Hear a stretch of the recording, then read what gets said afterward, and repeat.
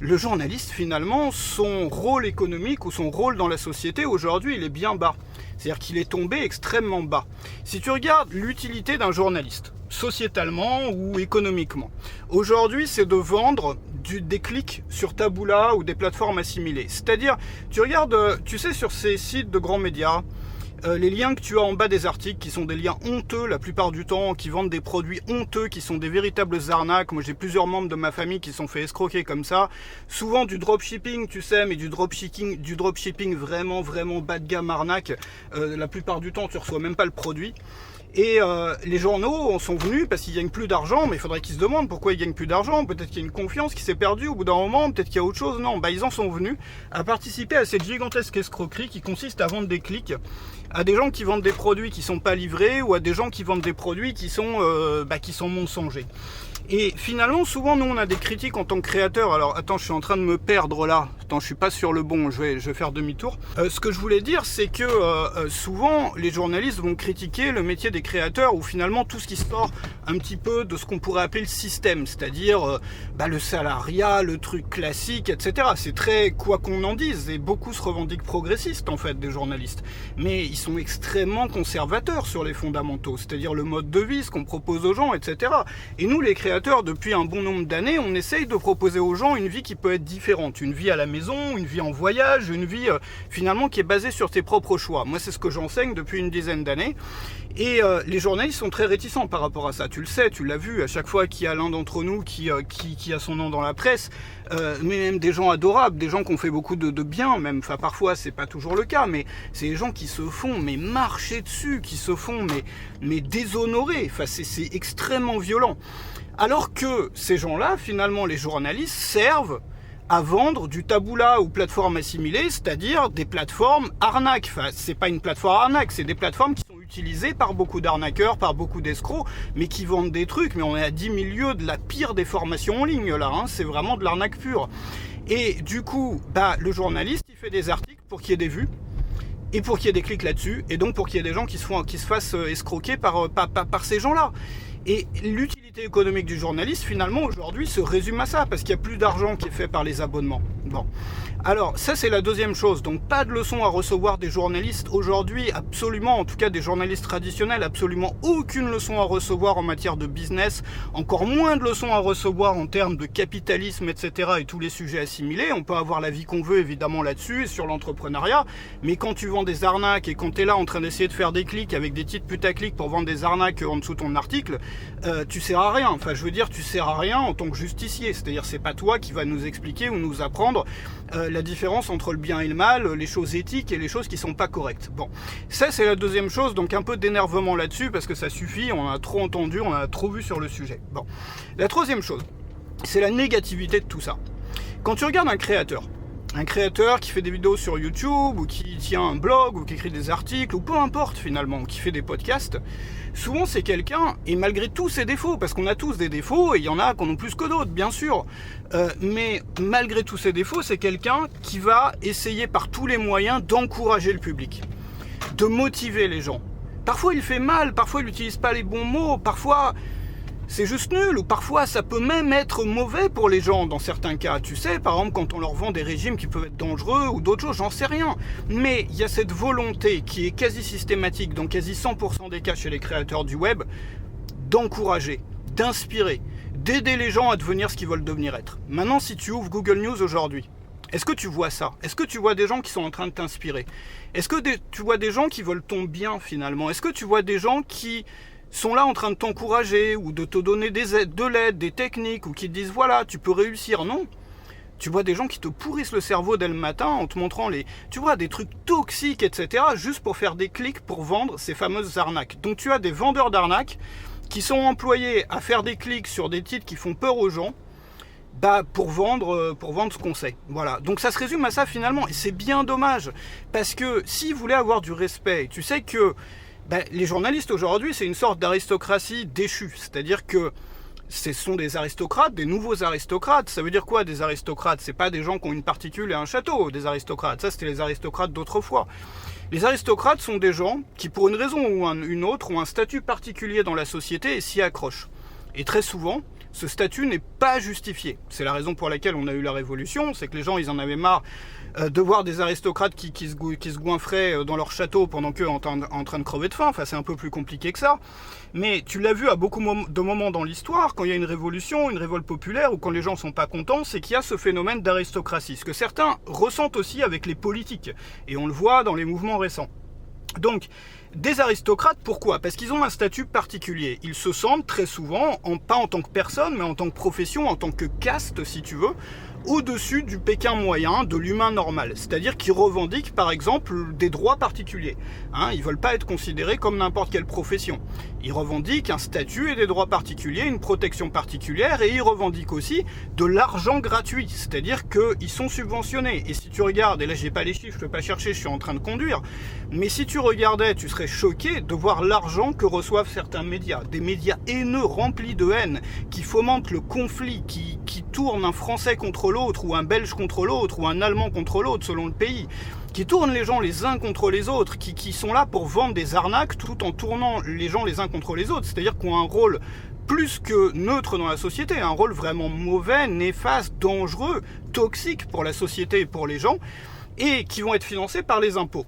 Et qui, si tu veux, trouvent complètement, ils vont se révolter, ils vont se soulever, dès qu'on va mettre en cause leurs privilèges, un peu comme un aristocrate de l'époque, dès qu'un paysan sortait une fourche, parce qu'il en avait marre de rien avoir à bouffer et de continuer à soutenir les privilèges d'une caste qui ne les avait pas mérités. Et aujourd'hui, la question qu'on peut se poser, c'est-à-dire il y a des années, il y a des dizaines d'années, des décennies et peut-être même des siècles, le journaliste, ou en tout cas avant qu'on ait libéré la parole finalement de tous les citoyens, le journaliste, il avait effectivement un rôle à protéger. C'était celui qui se mettait en danger, c'était celui qui allait voir sur les scènes de conflit qu'est-ce qui se passait, c'est celui qui allait dire la vérité, c'est celui qui allait prendre des risques. Aujourd'hui, c'est quelqu'un qui vend des arnaques, qui fait des clics, c'est-à-dire c'est pas lui qui les vend, mais c'est un intermédiaire qui est là pour faire des clics avec des titres putaclic qui font peur aux gens pour pouvoir vendre des arnaques en fait. Alors est-ce que ça mérite un statut privilégié particulier dans la société? Au-delà de ça, et même pour les journaux qui ne participent pas à ces arnaques-là, tu peux te demander, et on peut se demander, on a le droit de se demander, est-ce que ces personnes-là, même qui font du journalisme propre, ont un rôle positif pour la société? Est-ce qu'ils font plus de mal que de bien à la fin de la journée? Est-ce qu'ils ont rendu plus de gens heureux à la fin de la journée ou plus de gens malheureux? Alors le problème c'est quoi? C'est qu'évidemment pour toutes ces raisons-là et puis d'autres raisons, beaucoup de gens ont perdu la foi dans les journalistes et ne leur font plus confiance. Et moi je suis pas le seul à le dire. Il y a des gens de tous les bords politiques, mais c'est même pas une question de politique, de droite, de gauche, du milieu, de partout, qui ne font plus du tout confiance dans ce truc-là, tu vois, qui ne font absolument plus confiance et qui du coup vont se tourner parfois vers des illuminés. Et c'est le grand problème qu'on a aujourd'hui, et la faute elle en revient aux journalistes en fait, aux médias, c'est que vu que les gens n'ont plus confiance dans les journalistes et qu'ils veulent voir autre chose, il y a toutes sortes d'illuminés qui a un message anti-système, souvent va se retrouver avec une audience de folie et va faire parfois encore plus de mal que le journaliste parce que du coup, il peut y avoir des phénomènes sectaires, il peut y avoir des phénomènes dangereux, il peut y avoir des mauvais conseils qui sont donnés par ces gens-là et qui en fait vont profiter du vide, du manque d'informations bienveillantes et normales et humaines et empathiques en fait, qui a été laissé par les journalistes. Et donc il y a un appel d'air si tu veux, parce que comme les médias ont créé cet énorme vide, ce vide de confiance, eh bien les gens ont toujours besoin de s'informer et vont aller chercher parfois chez des personnes mal intentionnées ou des personnes tout simplement juste complètement allumées, qui ont pété un boulon et qui te parlent de trucs mais on sait pas d'où ça vient, ou qui vont faire encore plus de mal, c'est-à-dire en termes de haine, en termes de tourner l'un contre l'autre, et aujourd'hui on en est là. Voilà, c'est le triste constat quoi. Alors, heureusement, il y a des bons journalistes. Je te parle pas de ceux qui vont aller détruire des vies, on pourrait parler de Mediapart ou d'autres choses. Il y a un excellent livre là-dessus de Jon Ronson qui s'appelle So You've Been Publicly Shamed, qui est un livre sur les gens qui se sont fait détruire par les médias. Tu sais, Monica Lewinsky, des gens comme ça, donc il a interviewé Monica Lewinsky ou des personnes qui ont tout perdu, leur carrière, leur poste, leur vie, leur famille parfois, parce qu'ils ont sorti une petite phrase ou des gens qui ont mis fin à leur carrière politique parce qu'ils ont mis un mauvais tweet au moment où il fallait pas. Tu sais, on dit tous des conneries, hein, moi le premier, toi aussi, tout le monde. Alors moi je connais personne qui a jamais dit de conneries, et maintenant le problème c'est savoir si c'est répété ou pas, mais on a tous fait des conneries, et t'as cette sorte de vindicte populaire, quoi, de jugement de jugement sans tribunal finalement, par une caste, une sorte d'aristocratie qui essaye d'entraîner les gens dans la haine, et ça a détruit des vies, et c'est ce que font des journaux, des médias aujourd'hui comme Mediapart ou autres, qui sont spécialisés là-dedans, dans la destruction des vies, dans la destruction de l'autre. Alors évidemment, on peut se dire, ces gens-là, ils font des enquêtes, tu vois, ils disent des choses que les gens voient pas, oui, mais il y a plusieurs façons de le faire, si tu veux. Quand, chaque fois que tu écris, que tu sors ta plume ou ton clavier, c'est pour faire ça, pour détruire des vies, pour aller chercher la petite bête, pour aller dénicher des raisons de haïr quelqu'un ou de haïr un groupe. J'avais monté un petit business qui faisait pas mal de choses, mais qui faisait notamment des photos de produits, tu sais, pour les catalogues, des photos de produits pour les sites web, enfin un peu tout. Et il y a un jour, un journaliste qui m'a contacté, donc qui m'a envoyé un email, et qui me disait ça a l'air super votre métier, ça a l'air passionnant et tout, on voudrait en savoir plus, on voudrait faire un reportage, mais ce qui nous intéresse particulièrement, c'est les photos culinaires. Et il m'avait demandé si je pouvais leur montrer comment je faisais des photos culinaires. Alors moi, j'étais pas du tout photographe culinaire, j'appliquais juste 2-3 techniques pour faire des photos de produits sur fond blanc. Mais il se trouvait que j'ai un ami qui faisait des photos pour des restaurants, pour des menus, pour toutes sortes de choses comme ça. Et j'ai contacté cet ami et je lui ai dit, bah écoute, il y a un journaliste qui m'a contacté, qui voudrait faire un reportage sympa, qui est intéressé par la photo culinaire. Et peut-être que tu pourrais lui montrer toi un peu ce que tu fais, ça l'intéresserait, et puis ça intéresserait aussi les gens. Enfin tu vois, c'est l'occasion aussi de te faire connaître.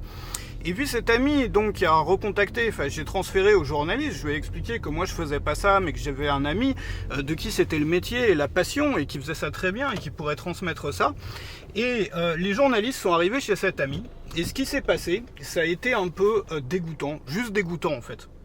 C'est-à-dire que le journaliste est venu et a fait semblant d'être extrêmement intéressé, c'est-à-dire vraiment intéressé, ah oui vous faites comme ça, tout ça, donnez-nous plus de techniques. Donc mon ami il montrait un peu ses techniques, si tu veux, ses astuces pour rendre une photo culinaire plus appétissante, plus jolie sur l'image, etc. Il y a plein d'astuces, d'ailleurs c'est quelque chose qui est assez fascinant, ils utilisent plein de produits et plein de petites techniques et tout, pour faire briller un peu plus, pour faire de la fumée, tu sais, avec de la fausse fumée, enfin toutes sortes d'astuces et d'artifices qui sont vraiment intéressants. Enfin c'est un peu comme un jeu. Et puis le journaliste a fait semblant d'être vraiment passionné, intéressé par ça, lui en demandait plus, enfin vraiment sur un ton amical si tu veux. Et puis quelques semaines après, ou je sais plus exactement combien de temps après, l'article est paru. Et c'était un article du style, je me rappelle plus le titre exact, mais comment on vous ment pour vous faire manger de la merde en fait, ou comment les entreprises capitalistes vous mentent pour vous faire gober n'importe quoi. Et il s'est senti trompé. Et moi, depuis cet épisode-là, enfin normal, si tu veux, quelqu'un qui te fait croire qu'il est intéressé, qu'il est quasiment ton pote en fait, et qu'il a envie d'en savoir plus, qui est vraiment sur un ton amical, comme quelqu'un que toi tu accueilles chez toi en fait, comme quelqu'un avec qui tu voudrais partager des choses, te mettre un couteau dans le dos comme ça derrière et finalement te détruisent, avec absolument aucune notion d'empathie, d'humanité, et même de respect finalement, et ni même de politesse.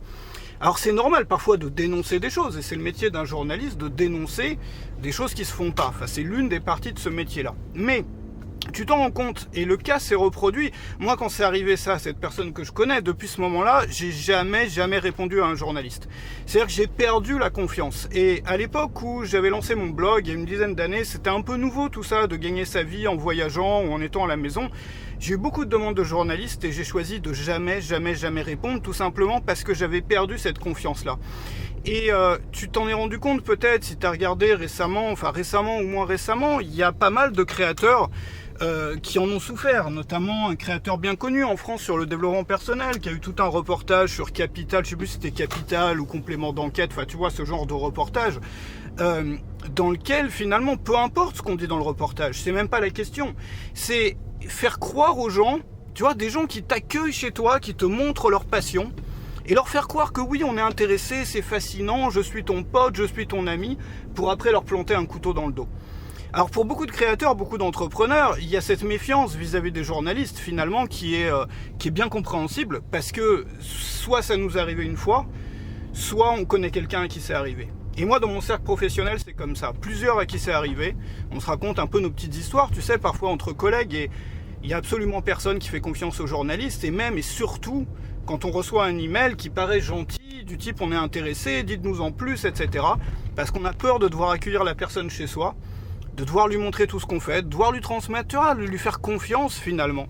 Alors que Si la couleur était annoncée clairement dès le début, ça serait un peu différent. Le problème, c'est qu'il y a des pratiques malhonnêtes qui persistent chez les journalistes, et ça, c'est plus que d'être malhonnête, c'est probablement... On va pas aller jusqu'à employer le mot inhumain, si tu veux, mais c'est quelque chose qui se fait pas, voilà. Alors après, il y a des journalistes qui font un excellent travail, mais qui malheureusement ne sont pas aussi connus, où leur travail n'est pas aussi répandu. On peut citer The Economist par exemple, qui est une excellente publication. Il y en a plein d'autres qui sont des gens sérieux en fait. Ce sont des gens qui font du vrai travail, qui souvent va pas être dans le but de faire des clics, c'est la première chose, qui souvent aussi va pas être dans le but de défendre un agenda ou un autre, c'est-à-dire que ce sont pas des idéologues, ce sont des gens qui essayent de voir, même s'il y a forcément une opinion derrière, si tu veux, mais chaque article n'est pas là en train d'essayer de détruire l'adversaire, si tu veux, ce sont plus des choses qui font réfléchir, et on peut encore en trouver, mais aujourd'hui on peut trouver un bon journaliste comme on peut trouver un bon créateur. Et statistiquement, il y a beaucoup plus de journalistes qui font du mal que de journalistes qui font du bien, ce qui est bien dommage, ou qui font du travail propre, correct, qui apporte des choses aux gens. Et du coup, ça veut dire quoi? Ça veut dire que un créateur vaut largement un journaliste, qu'on n'a même pas besoin, si on en a besoin, parce qu'ils ont peut-être plus de moyens qu'un créateur pour faire des enquêtes, pour faire des choses comme ça. Mais finalement, il y a une révolution qui s'est passée. La vraie révolution, c'est quoi? C'est qu'on peut tous parler, on peut tous donner son avis, mais même au-delà de donner son avis, on peut tous montrer des images. Et à l'époque où on avait besoin de journalistes, et effectivement on avait besoin de protéger ces gens-là, parce que c'était des gens qui prenaient des risques, qui allaient sur les zones de conflit pour nous apporter des images ou dans des endroits dangereux, aujourd'hui n'importe quelle personne qui se trouve sur une zone de conflit, n'importe quel citoyen, transmet des images aussi. Et souvent aujourd'hui les journalistes ne font même plus ce travail d'aller chercher les images, ils vont juste piquer, voler les images qui ont été fournies par les citoyens sur des réseaux sociaux comme Twitter ou comme autre chose. On l'a vu à chaque fois qu'il y a eu des événements comme ça. Donc aujourd'hui la plupart sont des gens qui sont dans leur salon sans prendre de risques ou dans un petit bureau bien chauffé, pendant que les citoyens vont aller dégoter les images et puis ils vont s'en servir pour faire des clics, pour vendre des escroqueries ou des, excuse-moi du terme, mais des merdes en fait. Voilà. Donc c'est un peu ce qui se passe. Et excuse-moi un peu pour cette vidéo remontée, mais il fallait en parler parce que c'est un sujet quand même important. Dis-moi dans les commentaires si tu veux que je fasse plus de vidéos d'opinion comme ça, parce que j'ai pas mal de sujets qui m'intéressent. Et puis si tu me connais pas, tu sais que moi, ça fait une dizaine d'années que j'aide des créateurs à gagner leur vie justement avec leur création. C'est-à-dire avec leurs idées, comme je le fais là aujourd'hui, avec leurs textes, avec leurs vidéos, avec des formations, avec encore... toutes sortes de choses. Attends, il y en a un là qui est garé mais en plein milieu de la route quoi, enfin n'importe quoi. Et du coup je t'ai mis un lien si ça t'intéresse. Je fais une petite lettre par email qui est envoyée tous les jours ou presque à des créateurs avec plein de conseils, plein d'astuces pour gagner ta vie sur le web, en ligne, avec tes propres contenus. Si tu veux partager tes idées, si tu veux aider les gens à progresser, si toi tu as une vision positive sur la vie, sur les choses, si tu as envie d'aider les gens, que ça soit... tu sais, moi j'ai des personnes qui me suivent et que j'ai pu aider comme ça au fil des années, qui sont dans des domaines hyper variés. Tu as des gens qui apprennent un instrument, c'est-à-dire qui apprennent aux gens sur YouTube ou ailleurs comment jouer du piano, comment jouer d'un instrument, et qui font des formations. T'en as qui leur apprennent à être plus heureux ou à régler leurs problèmes, on le voit dans les contenus sur le développement personnel. Tu as des personnes qui sont dans le sport, dans la nutrition, pour apprendre aux gens à vivre mieux, à se sentir mieux, à être mieux dans leur corps et mieux dans leur peau. Enfin, finalement, c'est un bilan qui est ultra positif quoi, de tous ces créateurs-là. Évidemment, il y a toujours une pomme pourrie dans le lot quoi, hein, quand tu achètes un kilo de pommes ou quand tu achètes un kilo de patates, c'est pas rare que tu aies une patate ou deux qui soit pourrie.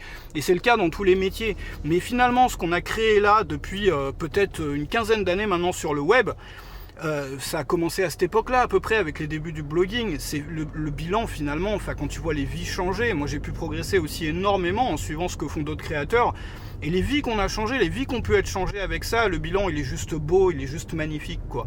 Il faut continuer. Et si toi tu voudrais te lancer là-dedans et tu as envie d'en savoir plus, regarde dans la description, je t'ai mis un lien pour recevoir ma petite lettre. Tu vas aussi recevoir tout de suite mon petit livre qui s'appelle Gagner sa vie sur le web, dans lequel je vais te présenter ma méthode. T'en fais ce que tu veux. Mais si c'est quelque chose, tu penses que c'est quelque chose qui peut t'aider, bah vas-y, regarde ça, c'est dans la description et dis-moi en commentaire si tu veux voir plus de contenu d'opinion comme celui-là. Enfin pas forcément toujours des coups de gueule, mais j'ai 2-3 idées quand même à faire passer et ça faisait longtemps que je l'avais pas fait, donc du coup une petite vidéo comme ça peut faire du bien peut-être de temps en temps. Dis-le moi. Salut chez toi.